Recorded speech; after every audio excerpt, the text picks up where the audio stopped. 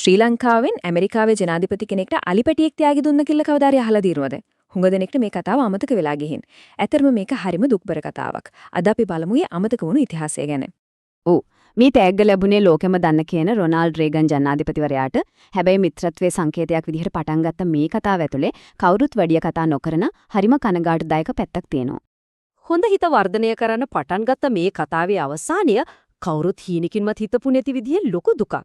ඉතින් ඇත්තටම මොකක්ද ඒ අලිපැටියාට උනේ?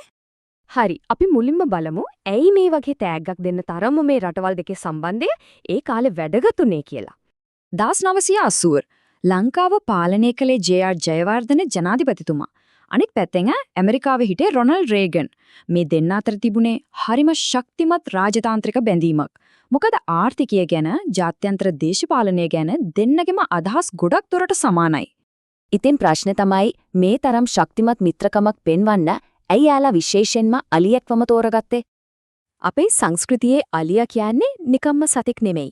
ඒක ශක්තිය, ප්‍රඥාව, ඒ වගේම වාසනාව සංකේතවත් කරන සතෙක්. ඉතින් අලියෙක් තෑගි දෙනෝ කියන්නේ ඒ රටවල් දෙක අතර තියෙන බැඳීමයි සුබ පැතුමයි ලෝකෙටම පෙන්වන්න හරිම බලවත් ක්‍රමයක් වුණා. ඔන්න ඔය විදිහට ජයතු කියලා නම් කරපු පුංචි අලිපෙටියෙක්ගේ ජීවිතේ ලොකු බලාපොරොත්තු ගොඩක් එක්ක අලුත් ගමනක් පටන් ගන්නවා. 1984 අවුරුද්දේදී ජයතු අලිපැටියව තෝරගෙන හරිම පරිස්සමට ඇමරිකාවට යවුවා. එහි ගිහින් යව නතර කළේ වොෂින්ටන් වල තියෙන සුප්‍රසිද්ධ ස්මිත්සෝනියන් ජාතික සත්වෝද්‍යානයේ. ඇත්තටම මේක ඒ දවස්වල ලෝකේ පුරාම පැතිරුණු ලොකු නිවුස් එකක් වුණා. ශ්‍රී ලංකාව ගැන හැමෝම කතා වෙන්න ගත්තා. මේ සුහදත්වය ගැන හැමෝම ලොකු බලාපොරොත්තු තියාගෙන තමයි හිටියේ.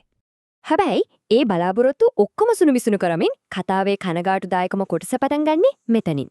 මොකද කවුරුවත් හිතුවේ නැති විදිහට ජයතු ඇමරිකාවේ ජීවත් වුණේ මාස 2ක් වගේ. හරිම කෙටි කාලයයි. ඔව්, මේ අංක දෙකෙන් කියවෙන්නේ ඒ දුක්බර ඇත්ත.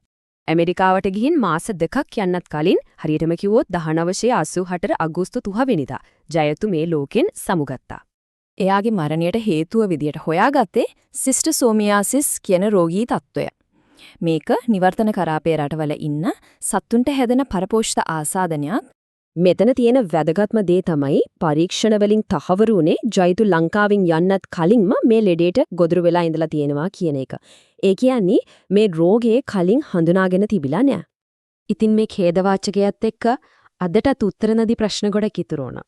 මුලින්ම ආපු ප්‍රශ්නේ තමයි ජයතුව ලංකාවෙන් යවන්න කලින් කරපු වෛද්‍ය පරීක්ෂණ ඇත්තටම ප්‍රමාණවත් වුණාද කියන එක. එතන යම් අතපසුවීමක් වුණාද? ඊළඟට මේ වගේ පුංචි පැටියෙක්ව මේ තරම් දිගුදුරක් ගුවන් මගින් ගෙනියන එකේ හරි වැරද්ද ගැනත් ප්‍රශ්න මතුවනා. ඒක ඇත්තටම කරන්න සුදුසු දෙයක්ද? අවසානයේදී මේ මුල් සිද්ධිය පුරාම හොල්මන් කරන වේදනාකාරීම ප්‍රශ්නේ තමයි මේ මරණය වළක්වා ගන්න තිබුණා නේද කියන එක. මේ කතාව කොයිතරම් දුක්බර වුණත් රාජ්‍යතාන්ත්‍රික සම්බන්ධතා සහ වගකීම ගැන හරිම බලවත් පාඩමක් අපිට ඉදිරි කරලා තේනවා.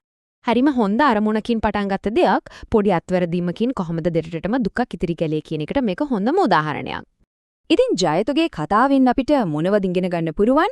රාජ්‍යතාන්ත්‍රික සම්බන්ධතාවලදී සංකේත කොච්චර බලවත්ද කියන එක, ඒ වගේම පොඩි අතපසුවීමකින් කොයිතරම් ලොකු විනාශයක් වෙන්න පුරුවන්ද කියන එක, සහ අවසානයේදී ජීවිතය කොච්චර අස්තිරද කියන එක මේ කතාව අපිට මතක් කර දෙනවා. ඉතින් අවසාන වශයෙන් මේ ප්‍රශ්නේ අපිට ඉතුරු වෙනවා. තව ටිකක් සැලකිලිමත් වුණා නම්, තව ටිකක් අවධානයෙන් හිටියා නම් ජයතුගේ මේ කනගාටුදායක ඉරණම වෙනස් කරන්න තිබුණා නේද? මේ ගැන මොකද්ද හිතන්නේ?